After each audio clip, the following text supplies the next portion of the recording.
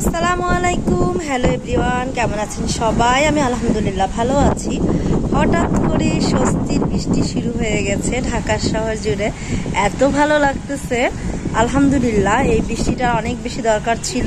এত গরম, এটা আসলে সহ্য করার মতো ছিল না।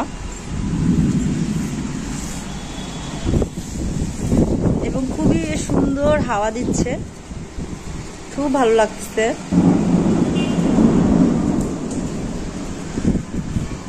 দিনের বেলায় মনে হয় যেন অন্ধকার হয়ে গেছে, এরকম একটা অবস্থা। এই কয়েক দিনের গরমে একদম প্রত্যেকটা মানুষেরই জীবনযাত্রার বিপর্যয় শুরু হয়ে গেছে। কিভাবে মানুষ বাহিরে কাজ করে আল্লাহ জানে। আমি বাবুকে নিয়ে স্কুলে গেছি আজকে। আমার এত গরম লাগছে, পুরো মাথা ধরে গেছে। বাসায় এসে আমার মাথা ব্যথা শুরু হয়ে গেছে।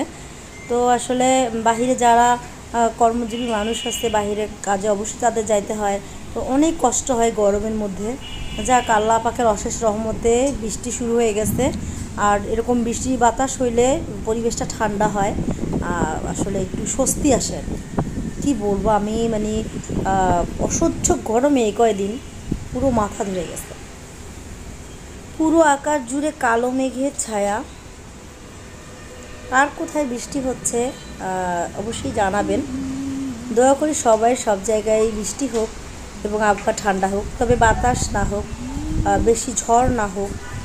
কারণ যেহেতু লঞ্চে যাত্রীরা রয়েছে, আল্লাহ তাদেরকে বিপদ আপদ থেকে রক্ষা করুন, সেই দোয়াও থাকতো তাদের জন্য।